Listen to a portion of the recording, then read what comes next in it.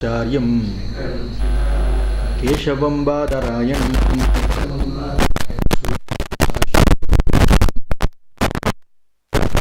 భగవంతో పునః పునః ఈశ్వరో మూర్తిభేద విభాగినే వ్యోమవద్వ్యాప్తదేహాయ దక్షిణామూర్తయే నమః. ఓం వసుదేవసుతం దేవం కంసచాణూరమర్దనం దేవకీ పరమానందం కృష్ణం వందే జగద్గురుం. కృష్ణపరబ్రహ్మణే నమః. అభ్యాసయోగయుక్తేన జ్ఞానగామినా పరమం పురుషం దివ్యం యాతి పార్థానుచింతయన్ పురాణమనుశాసితారం అనోరణీయాన్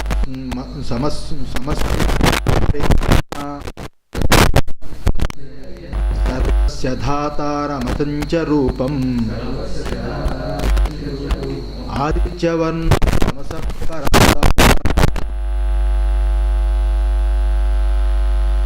మనసాచలేన అత్యాయుక్తో యోగేన చైవ భ్రువో మావేశ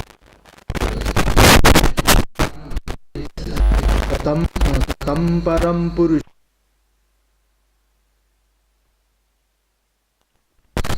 ప్రయాణకాలే మనసాచలే భక్త్యా చైవ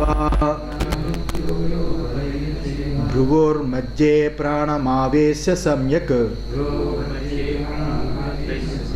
సతం పరం పురుషముపైతి దివ్యం. ఇక్కడ ధారణ యోగాన్ని చెబుతున్నాడు. నిన్నటి వరకు చెప్పింది గుర్తుంది కదా, కవిం పురాణం అనుశాసితారం అది అంతిపోయింది. ఇప్పుడు ప్రయాణకాలే మరణకాలే మనసా అచలేన చలనవర్జితేన భక్త్యా యుక్తో భజనం భక్తి తయా యుక్తో.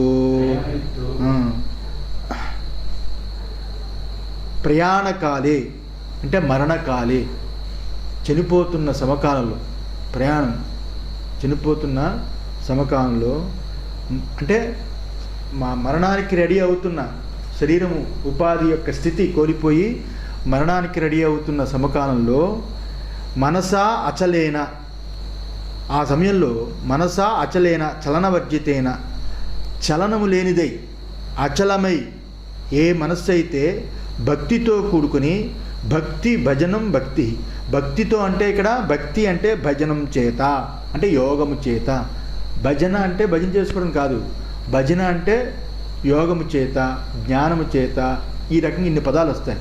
ఇలా యజ్ఞం చేత అని ఇన్ని పదాలు వస్తాయి. ఇక్కడ యోగము చేత ఎవరైతే అచలమైన చలనము లేని చలనము వర్జితమైన ఆ మనస్సు చేత భక్తితో కూడుకొని ఆ యోగ బలము చేత అని అర్థం. ఆ యోగ బలము చేత యోగస్య బలే యోగ బలం తేన సమాధిజా సంస్కార ప్రచయిత జనిత చిత్తస్థైర్య లక్షణం యోగబలం తేన చ యుక్తం ఇత్యర్థః. మరణకాలముందు ఎవరైతే అచలమైన అంటే చలనము లేని మనస్సుతో భక్తితో కూడుకొని ఎవరైతే యోగ బలము చేత ఉంటారో అలాంటి వాళ్ళు యోగస్య బలే, యోగస్య బలే అంటే యోగము యొక్క బలము, యోగస్య బలే కీకు యొక్క లోపల షష్ఠీ విభక్తి, యోగము యొక్క బలము, అలాంటి యోగము యొక్క బలము చేత యోగ బలము చేత ఆ దాని చేత సమాధి జ సంస్కార ప్రచయ జనిత చిత్తస్థైర్య లక్షణం అలాంటి యోగ బలము చేత అంటే సమాధి, అలాంటి సమాధి చేత, జ అంటే పుట్టిన, అలాంటి సమాధి చేత పుట్టినది ఏదైతే ఉంటుందో ఆ సంస్కార బలము చేత కూడుకున్న ఆ చిత్తస్థైర్యం అనే ఆ చిత్తం యొక్క నిలకడతో కూడుకున్న ఆ లక్షణం గలి ఏదైతే ఉంటుందో ఆ మనస్సు, ఆ స్థైర్యంతో ఆ నిలకడతో కూడుకుని ఏదైతే ఉంటుందో ఆ మనస్సు యోగ బలైన, దానిని యోగ బలము అని ఇక్కడ అన్నాడు. అలాంటి యోగ బలం చేత యుక్తుడు కావాలి అని అర్థం. ఇక్కడ యుక్తుడంటే ఆ రకమైన స్థితి కలిగి ఉండాలి అని అర్థం. పూర్వం హృదయ పుండరీకే వశీకృత్య చిత్తం తతః ఊర్ధ్వం గామిన్యా నాడ్యా భూమిజయక్రమేణ భ్రువో మధ్యే ప్రాణం ఆవేశ్య స్థాపయిత్వా సమ్యక్ అప్రమత్త సన్ స ఏవ బుద్ధిమాన్ యోగి. ఈ రకంగా పూర్వం హృదయ పుండరీకే వశీకృత్య, ముందు, పూర్వం అంటే ముందు, యోగం ఎలా చేయాలి అంటే, ఈ చిత్తస్థైర్యాన్ని కలిగించే యోగం ఎలా చేయాలంటే, ముందు హృదయ పుండరీకే వశీకృత్య, ఈ చిత్తాన్ని, ఈ మనస్సుని హృదయ పుండరీకంలో వశీకరించి చిత్తాన్ని తత్ ఊర్ధ్వం గామిన్యా నాడ్యా, ఆ తర్వాత పైకి పోయే సుషుమ్న నాడి, నాడ్య అంటే సుషుమ్న నాడి ఏదైతే ఉంటుందో ఆ సుషుమ్న నాడి ద్వారా జయ క్రమేణ, భూమిక, ఇక్కడ భూమి అంటే భూమిక, ఒక భూమిక నుండి ఒక భూమిని జయించే క్రమంగా, ఇక్కడ భూమిక అంటే నాభిస్థానము, కంఠస్థానము, హృదయస్థానము, ఇవి భూమికలు. ఈ భూమికలు ఒకదానికొకటి జయించి, అంటే సుషుమ్న నాడి ఒక భూమి నుండి ఇంకో భూమికి నుండి భూమిక అని ఆ సుషుమ్న నాడి ఆ రకంగా ప్రాణాయామం చేసి ఆ రకంగా ఆ స్థితిని సంపాదించేవాడు ఎవడైతే ఉంటాడో అలాంటి వాడు ఆ నాడి ఆ యొక్క ఈ షట్చక్రాలోనే వాటిని, ఇవి భూమికలు, ఈ షట్చక్రాలను దాటి సహస్రానికి వస్తుంది. 5 చక్రాలు దాటి 6వ చక్రం సహస్రాలు అక్కడికి వస్తుంది. అక్కడికి వచ్చినప్పుడు అక్కడి నుంచి ఆ మరణకాలంలో ఆ ప్రాణం అక్కడి నుంచి పోడితే ఊర్ధమైన ఆ నాడి అలా పోయినప్పుడు, ఆ సహస్రాల నుంచి ప్రాణం పోయినప్పుడు వాడికి ఊర్ధ్వలోకాలు వస్తాయి. మామూలుగా మన పూర్వీకులు ఎక్కడి నుంచి ప్రాణం పోయిందో చెప్పేవారు. ఆ గుదస్థానం నుంచి పోయిందా, నాభిస్థానం నుంచి పోయిందా, లేకపోతే ముక్కు నుంచి పోయిందా, నోటి నుంచి పోయిందా, కంటి నుంచి పోయిందా అని వాటి స్థానాన్ని బట్టి వాడు ఏ లోకాలు పొందుతాడు, వాడు పాపాత్ముడా పుణ్యాత్ముడు అని చెప్పేవారు. అందువల్ల అతి పుణ్యాత్ముడు ఇలాగా సాధన చేసేవాడు ఎవడైతే ఉంటాడో అలాంటి వాడు ఊర్ధగామిన్య నుంచి వాడు ప్రాణం పోతుంది. అది సహస్రారం, దాన్ని ప్రాణం పోతుంది. అదే నమ్మకం చేత సన్యాసులు చనిపోయిన వెంటనే కొబ్బరికాయలు పెట్టి టాప్ అని టెంకాయలు బుర్ర మీద పేలుతూ ఉంటాయి. ప్రతి శిష్యుడు రావడం, టాప్ అని కొబ్బరి కొట్టడం, వెళ్ళిపోతుండం. అలాగే 100-200 కొట్టేస్తుంటారు. మన వాళ్ళు అయితే చాలా స్పీడ్ కొడతారు మత్తూరులో. అప్పుడు ఆ ఊర్ధం టాప్ అని పేలి అక్కడి నుంచి ప్రాణం పోతుందని. ఆ రకంగా సన్యాసులకు ఆ రకంగా చేస్తారు. ఆ రకంగా నిజంగా అలా చేయడం గురించి కాదు, సాధకుడు ఆ రకంగా ప్రాణాన్ని, అలాగే వివేకానంద పోయిందని చెప్తారు.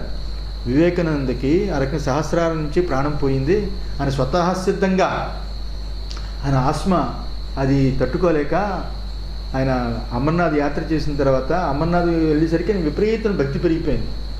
ఆ భక్తితోటి ఆయన అక్కడ స్నానం చేసి ఆ తడి బట్టలతోటే దేవుడి దర్శనానికి వెళ్ళాడు. అసలే ఆయన ఆస్మా పేషెంట్ మొదటి నుంచి. ఆస్మా చాలా ఎక్కువైపోయింది, ఇంకా భరించలేకపోయాడు. శరీరాన్ని వదిలేయాలి, మన వల్ల కాదు అని చెప్పి మఠానికి వెళ్ళి తలుపులు వేసుకుని నన్ను ఎవరు డిస్టర్బ్ చేయొద్దు, నేను ఒక 3-4 అవర్స్ నన్ను ఎవరు పలకరించొద్దు, ఎవరు డిస్టర్బ్ చేయొద్దు, తలుపు కొట్టద్దు అని లోపలికి వెళ్ళాడు. ప్రాణాన్ని ఊర్ధ్వం నుంచి వదిలాడు ఆ ప్రక్రియ చేసి. తర్వాత 3-4 గంటలు పోయాక స్వామి ఏంటని ఎంత ఇచ్చే తలుపు కొడితే తీరు, తర్వాత అంత ఇచ్చేస్తే అప్పుడు ఆయన శరీరాన్ని వదిలిపెట్టి ఉన్నాడు.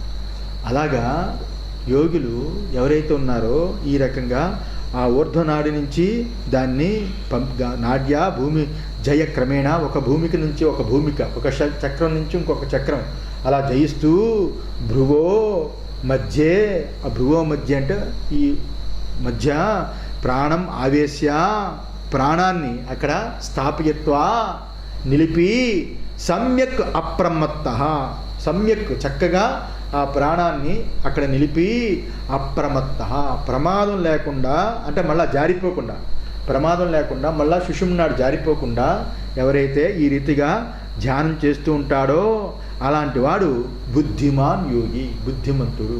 ఎప్పుడు ఇదంతా రెడీ అవ్వాలి? మరణకాలంలో ఆ రకంగా సాధన చేసే సాధకుడు భూమధ్యంలో ఉంచాలి. మరణకాలంలో అది పైకి వెళ్ళి సుషుమ్నాడు పేలి అక్కడి నుంచి వెళ్ళిపోతుంది. ఈ రకంగా సాధన చేయాలి. ఏ రకంగా వాడు సాధన చేయాలి? అప్పుడు ఆ సమయంలో కవిం పురాణం ఇత్యాది లక్షణం, ఈ రకంగా ముందు శ్లోకం అయింది కదా, కవిం పురాణం అనుశాసితారం అని అయింది కదా. కవిం పురాణం అనుశాసితారం అనోరణీయాన్ మనుస్మరేత్య నేను చెప్పుకున్నాం కదా. ఆ రకమైన పరమాత్మ యొక్క స్వరూపాన్ని భావన చేస్తూ తదేక నిష్టలో భూమధ్యలో ఆ పరమాత్మ యొక్క స్వభావాన్ని, ఆయన స్వరూపాన్ని ఆ రకంగా దాన్ని నిలకడగా ఉంచుతూ చెదిరిపోనివ్వకుండా, చంచలం లేకుండా ఆ మనస్సుని అచంచలంగా ఉంచి అక్కడ నిలపాలి. నిలిపితే అలాంటి వాడు బుద్ధిమాన్, వాడు గొప్ప యోగి. అలా ఈ రకంగా కవిం పురాణం ఇత్యాది లక్షణం ఈ రకంగా ఉంచాలి. తంపరం పురుషం ఉపైతి ప్రతిపద్యతే దివ్యం జ్యోతనాత్మకం. ఈ రకమైన లక్షణములతో కూడుకున్నవాడు ఎవడైతే ఉంటాడో అలాంటి వాడు ఆదిత్యమైన ప్రకాశం చేత అతను ఆ దివ్యమైన స్వరూపాన్ని, ఆ పరమేశ్వరుని పొందుతాడు. దివ్యం జ్యోతనాత్మకం, జ్యోతనాత్మకం అంటే ప్రకాశం, దివ్యమైన జ్యోతనమైన ప్రకాశ స్వరూపం అని అర్థం. ప్రకాశ స్వరూపమైన ఆ దివ్యమైన స్వరూపాన్ని పరమపురుషుణ్ణి పొందుతాడు అని అర్థం. పొందుతాడని అర్థం. దీంట్లో చెప్పుకోవాల్సిన చాలా ఉంది. ఊర్ధ్వనాడులు, తర్వాత ప్రాణాయామాలు ఇవన్నీ చెప్పాడు. దీని గురించి ఇప్పుడు ఇది యోగం కాదు కదా చెప్తుంది, ఇది భావనాత్మకమైన సాధన. ముందు చెప్పింది ఆత్మజ్ఞాని మనోనిగ్రహంతో కూడుకొని ఆ మనోనిగ్రహాన్ని చేసి ఆ జ్ఞానంలో ఏ రకంగా జ్ఞాననిష్ట కలిగి ఉండాలని 6వ అధ్యాయం చెప్పింది. 7వ అధ్యాయం జ్ఞానినిష్ట యొక్క గొప్పతనాన్ని పొగిడింది. మిగతా ఆర్తి అర్థార్థి జిజ్ఞాసు కంటే ఆత్మజ్ఞాని చాలా గొప్పవాడు, వాడే నేను, నేనే వాడు, ఇందులో ఆత్మయీవ, నా ఆత్మీయే వాడు అని చెప్పాడు కదా. ఇప్పుడు 8వ అధ్యాయం కదా ఇప్పుడు అవుతున్నది. ఈ 8వ అధ్యాయంలో భావనాత్మకమైన ఉపాసన చెప్తున్నాడు. ఈ భావనాత్మకమైన ఉపాసనలో ఇది ఎందుకు ఇలా వచ్చింది? ఈ రకంగా ముందు భావనాత్మక కవిం పురాణం అనుశాసితారం అని ఈ రకంగా చెయ్యాలి కదా. ఈ రకంగా నాడీలు ఇవన్నీ వచ్చాయంటే దీని గురించి కొంచెం మనం డిస్కషన్ చేయాలి. ఏంటంటే ప్రాణము దేహాన్ని వదులుతున్నప్పుడు ఈ రకంగా సాధకుడు ముందు శ్లోకంలో ఏం చెప్పాడు? ఈ కవిం పురాణం అనుశాసితారం అని ఏదైతే చెప్పిందో అది మరణించే సమయంలో స్టార్ట్ చేయడం కాదు. అది మంచి సాధకుడు, మంచి శరీరము దుర్బలం అవ్వకుండా, ఇంద్రియాలు దుర్బలం అవ్వకుండా, ఇంద్రియ దారుఢ్యము శరీర దారుఢ్యం ఉన్నప్పుడే అది పూర్తిగా ఆయన్నే చింతిస్తూ ఉంటే ఈ రకంగా కవిం పురాణం అనుశాసితారం అని ఆయన అన్నింటినీ శాసించేవాడు, ఆయన ఆజ్ఞ చేతనే సూర్యచంద్రులన్నీ కూడా ఇచ్చేస్తున్నాయి అని ఈ రకంగా ఆయన్నే చేస్తూ ఉంటే చేస్తూ ఉన్నవాడు, అలాగే ఎప్పుడూ ఆ రకమైన భావాలతోనే ఉన్నవాడు అని అర్థం. ఒక 1 అవర్, ఒక 2 అవర్స్ ఈ రకంగా దైవధ్యానం చేసి మిగతా కాలమంతా కూడా వ్యవహారంలో పెట్టేవాడు కాదు. ఎప్పుడు కూడా అదే ధ్యానంలో ఉన్నవాడు ఎవడైతే ఉంటాడో అలాంటి భావనాత్మకమైన ఉపాసకుడు ఎవడైతే ఉంటాడో వాడు ప్రాణం పోతున్న సమకాలంలో, ఈ దేహం నుంచి ప్రాణం వదిలిపోతున్న కాలం రాగానే అచలమైన మనస్సుతో, భక్తితో, యోగ బలంతో ఇవి ఈ రకంగా కూడుకుని ఉంటాడు అని చెప్పాడు. ఈ రకంగా కూడుకుని ఉంటాడని చూపించాడు. చెప్పినప్పుడు మనస్సును విషయాల చింతన చేత ఇటు అటు పోనివ్వకుండా పరిగెత్తకుండా చెయ్యాలి అని చెప్పాడు. పరిగెత్తకూడదని చెప్పాడు. అయితే మనస్సు చంచలమవడానికి విషయాలు ప్రేమయే కారణం. అంతే కదా, విషయాలు యందు ప్రేమ ఉండడం చేతనే మనసు చంచలమవుతుంది. ఎందుకంటే మనసుకి విషయాలంబన కావాలి. విషయాలంబన లేకపోతే మనసు ఉండదు. అదే బౌద్ధులు చెప్తారు. బౌద్ధులు మనసున్న చిత్తమన్న ఒకటే. మీ విషయాలంబన అనేది ఏదైతే ఉన్నదో అది చిత్తం యొక్క వైకల్పమే. చిత్తమే సృష్టించింది కానీ నిజంగా అక్కడ విషయం లేదు. స్వప్నంలో ఏ రకంగా అక్కడ విషయం లేకపోయినా విషయాలు ఉన్నట్లుగా తానే విషయం అయిపోయి, విషయాన్ని అనుభవిస్తున్నది కూడా తానే అయిపోయి, రెండు యాక్షన్లు ఆ చిత్తమే చేస్తుంది. అలాగే జాగ్రత్త కూడా అంత చిత్తము యొక్క వైచిత్ర్యమే కానీ వస్తుతః అక్కడ బాహ్య వస్తువు ఏమీ పుట్టలేదు. స్వప్నవత్తు జాగ్రత్త కూడా. అందువల్ల చిత్తం యొక్క వైచిత్ర్యమే కానీ నిజంగా దానికి ఏమీ పుట్టలేదు అని చెప్పి, చిత్తాన్ని కూడా విషయావృత్తులు లేకుండా చిత్తాన్ని కూడా శూన్యం చేసేస్తే శూన్యమే మిగిలిపోతుంది అని వాళ్ళు చెప్తారు. అది తర్వాత చెప్పుకుంటాం. ఈ రకంగా మనిషి విషయ చింతన లేకుండా ఏ ఆలంబన లేకుండా ఉండదు. అనేక విషయాలతో కొడుకు, కోడలు, భార్య, పిల్లలు, వస్తువులు, సామాగ్రి 56,000 వచ్చాయనుకోండి, మొత్తం లైఫ్ హిస్టరీ అంతా వచ్చేస్తుంది. ఎవరైనా దొరికారంటే మొత్తం అంతా చెప్పేస్తుంది చిత్తం. మననం చేసిందల్లా బరిలో పెట్టుకుంది. ఆ మననాన్ని ఎవరైనా దొరికితే అదంతా చెప్పేస్తుంటుంది. ఒకసారి మననం చేసేస్తుంటుంది. అప్పుడు ఫ్రెష్ అయిపోతుంది. వదిలిపెట్టడం తెలియదు. ఈ సాధనలోకి వచ్చినప్పుడు దాన్ని వదిలిపెట్టాలని త్యాగం అక్కడ అలవాటు చేయలేదు మన మనసుకి. ఇది చేస్తున్నప్పుడు దాన్ని వదులుకుంటూ ఈ సాధన పెంచేయాలి, మనసుకి అది ఆవృత్తి చెయ్యాలి. మనము మరణానికి దగ్గర అవుతున్నాము, జీవితానికి దూరం అవుతున్న విషయాన్ని మర్చిపోతాం. ఆ మరణానికి దగ్గర అవుతున్న విషయాన్ని మర్చిపోవడం చేత పాత విషయాలు కూడా మరణక సమకాలంలో అవే ఆవృత్తి అయ్యి ఉండి ఉండడం చేత చివరి కాలంలో అవే వస్తాయి. దానిని ఎవరైతే ఆ రకమైన చింతన్ని అరికట్టి, ఆ యొక్క విషయాలందు ప్రేమని అరికట్టి ఎవరైతే ఆ పరమాత్మయందే ఆయన కవిం పురాణం అనుశాసితారం ఇత్యాది ఆయన గుణగణాలు ఏవైతే ఉన్నాయో వాటిని కీర్తిస్తూ వాటినే ఆవృత్తి చేస్తూ ఉంటాడో, వాటినే నిన్న చెప్పిన పాటలాగా ఆవృత్తి చేస్తూ ఉంటాడో అని అర్థం. అలాంటి వాడు కవిం పురాణం అయిన ఆ పరమాత్మయే నా ఆత్మ. ఏ రకంగా అయితే అగ్ని నుండి నిప్పు కణాలు బయటికి వచ్చినప్పటికీ అగ్ని యొక్క గుణము నిప్పు కణము యొక్క స్వరూపం ఏ రకంగా కోల్పోలేదో, కణము యొక్క స్వరూపము కూడా అగ్నియే, అగ్ని యొక్క స్వరూపము వేడియే. ఆ కణముగా బయటపడినప్పటికీ దాని యొక్క స్వరూపం ఏ రకంగా కోల్పోలేదో, ఆ రకంగా అవిద్య చేత ఉపాధి వశము చేత అవిద్య చేత ఉపాధి పొందినప్పటికీ ఈ ఆత్మ స్వరూపము నిజమైన స్వరూపము ఆ పరమాత్మయే అని ఆ పరమాత్మ యొక్క గుణగణాలు ఎవరైతే నిత్యము దాన్నే ఆవృత్తి చేయడం అనేది మనసుకి ఎక్కువగా ఎవరైతే తిప్పుతారో అలాంటి వాళ్ళు కవిం పురాణం అని ఈ రకంగా చేసేవాళ్ళు. ఆ యోగ బలం చేత ఇక్కడ కనుబొమ్మల మధ్య ప్రాణాన్ని బాగా ఉంచాలి అని చెప్పాడు. కనుబొమ్మల మధ్య ప్రాణాన్ని బాగా చేర్చుకోవాలి అని చెప్పాడు. ఈ శ్లోకం చెప్పింది ఇక్కడ యోగాభ్యాస విషయం. కనుబొమ్మల మధ్య ప్రాణాన్ని ఉంచాలంటే యోగాభ్యాసమే కదా, యోగాభ్యాసం విషయం. అయితే కనుబొమ్మల మధ్య ప్రాణం ఉంచడం ఎలాగా? చచ్చే సమకాలంలో, ప్రాణం పోతున్న సమకాలంలో కనుబొమ్మల మధ్య ప్రాణం ఉంచడం అనేది ఎలాగా, ఏరగా కుదురుతుంది? అది ఎవరైనా అది అనుకోవచ్చు, శంకించవచ్చు. అయితే ఇక్కడ ప్రాణము అంటే ఊపిరి అని అర్థం.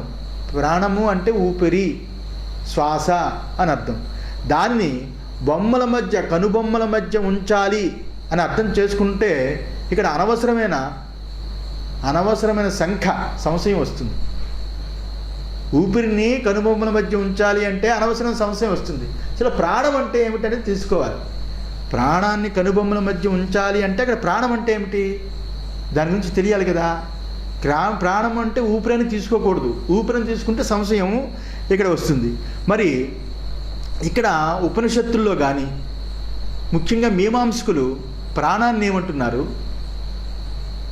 అలాగే ప్రజ్ఞను ఏమంటున్నారు అనేది తెలుసుకోవాలి.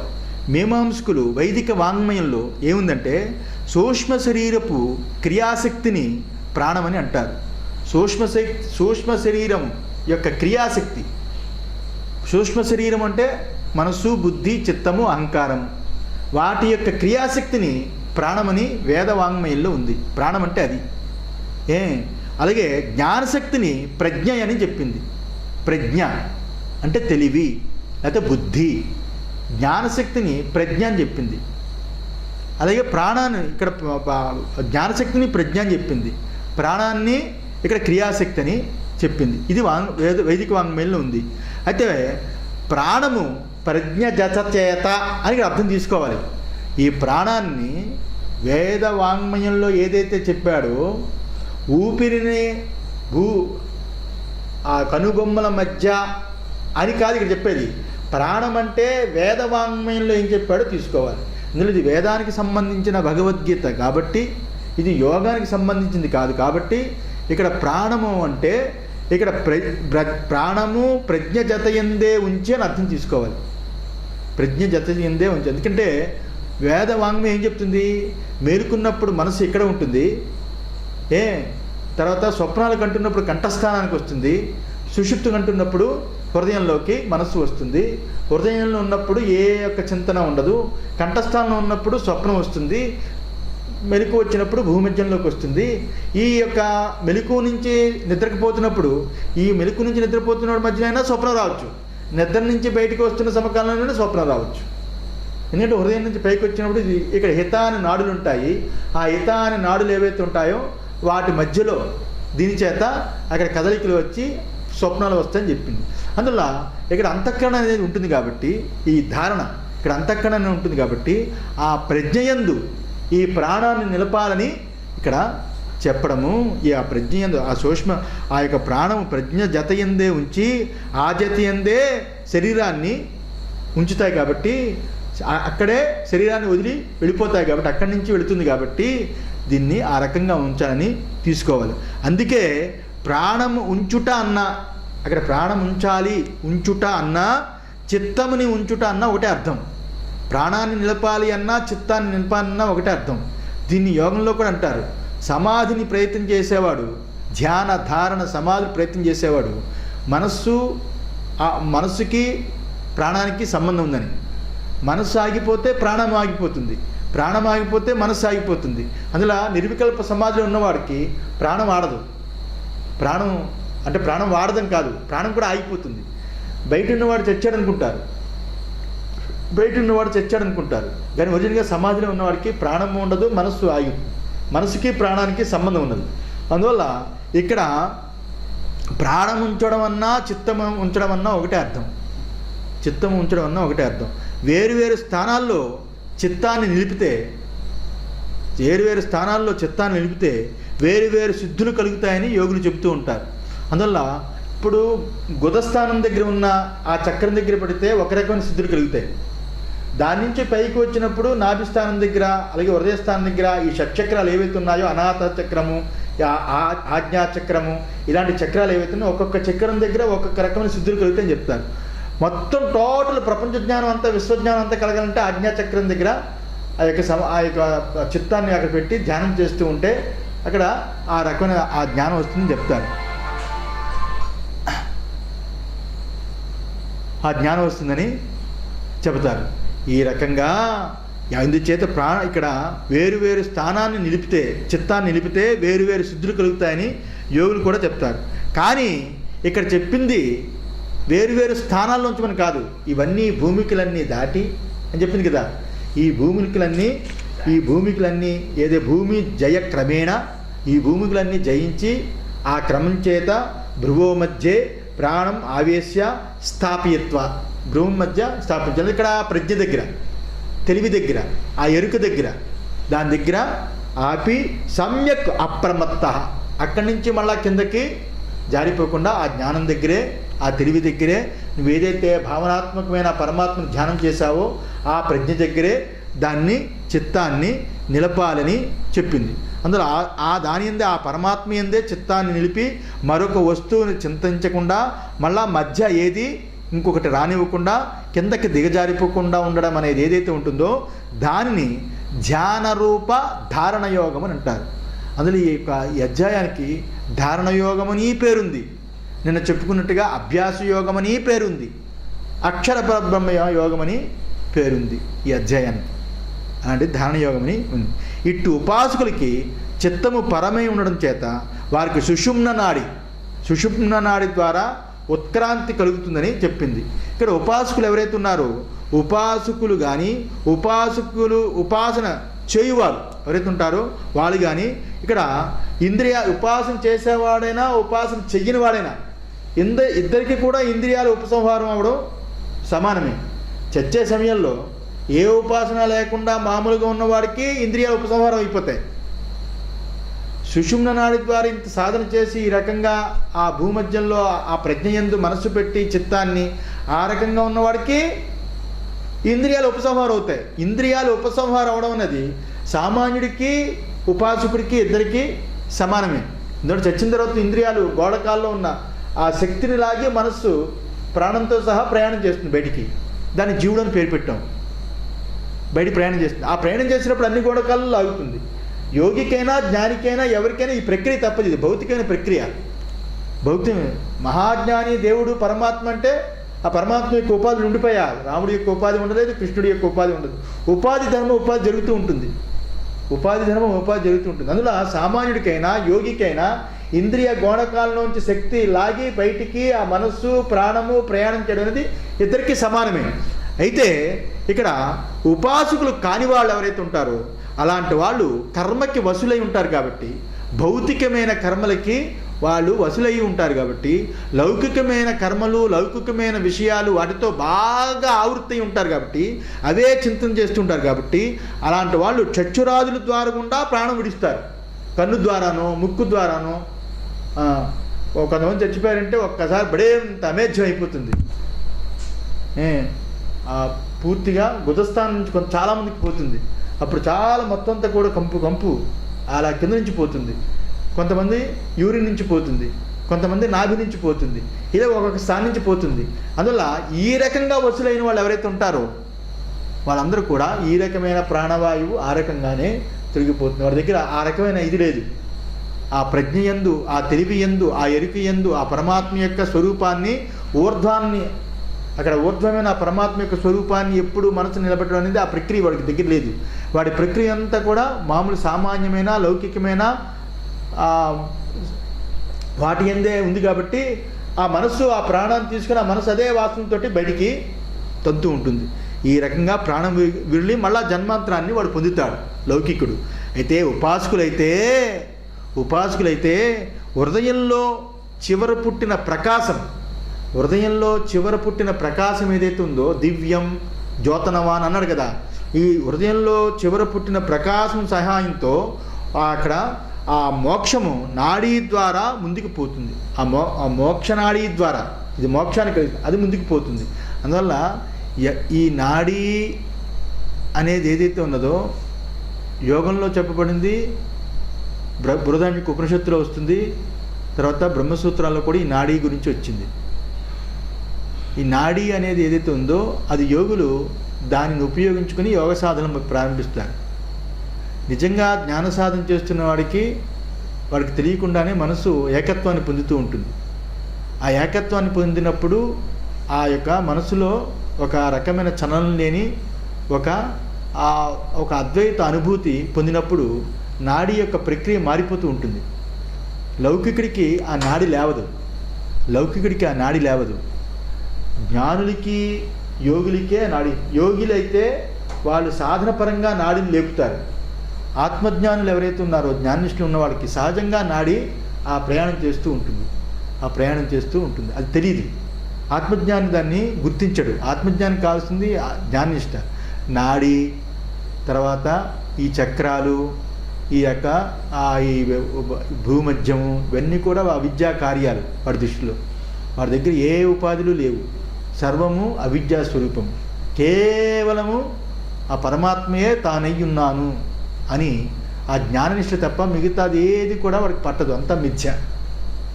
అందువల్ల వాడికి పట్టినా పట్టకపోయినా పట్టించుకోడు కాబట్టి అది జరగని కాదు, వాడు జరుగుతుంది. ఈ రకంగా ఎవరైతే ఆ మోక్షనాడి ద్వారా ముందుకు పోతారు. అందుకే ఆత్మజ్ఞానులు సన్యాసులైనా, ఇప్పుడు సచ్చిదానంద స్వామి వారు లాంటి వాళ్ళైనా కొబ్బరికాయ కొడతారు, వాళ్ళకైనా నాడి అలాగే పోతుంది. అయితే అలాగపోతేనే ఆత్మజ్ఞానికి మోక్షం వచ్చింది అనుకోవడం కూడా పొరపాటు. ఎందుకంటే జ్ఞానికి ఆ దృష్టి ఉండదు, అది ఎటైనా పోతుంది అని ఈ అర్థం. ఈ రకంగా ఉపాసకులకైతే ఈ రకంగా పోతుంది. అటువంటి వారు ఒక్కొక్క భూమికిని దాటి, ఒక్కొక్క భూమి కంటే హృదయస్థానము, నాభిస్థానము, కంఠస్థానము ఇలాంటి భూమికలు ఇత్యాది భూమికలు జయించి పైకి ఆ భూమికిని అందుకుంటూ పైకి పోయి మార్గాన్ని సూచించడానికి గనుబొమ్మల మధ్య ప్రాణాన్ని తెచ్చి అనే వాక్యం ఇక్కడికి వచ్చింది.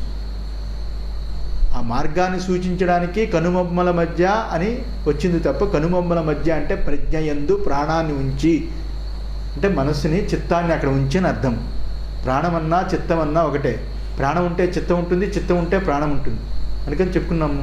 అందువల్ల ఇక్కడ అది అర్థం. ఇలా సతతంగా ధ్యానం చేస్తున్న యోగులు, పరమపురుషులు ఎవరైతే ఉంటారో అలాంటి వాళ్ళు పరమాత్మని చెందుతారు. వీళ్ళు ఎవరి గురించి చెప్పారు? ఉపాసకుల కోసం.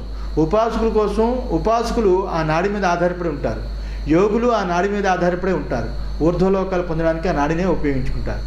కానీ ఆత్మజ్ఞానులు నాడి మీద ఆధారపడి ఉండరు. ఆత్మజ్ఞానులు నాడి మీద ఆధారపడి ఉండరు, కేవలం జ్ఞానం మీద ఆధారపడి ఉంటారు. ఎరుక బుద్ధితో కూడుకుని ఉంటారు. అందువల్ల వాళ్ళకి వీడికి డిఫరెంట్ అది చెబుతూ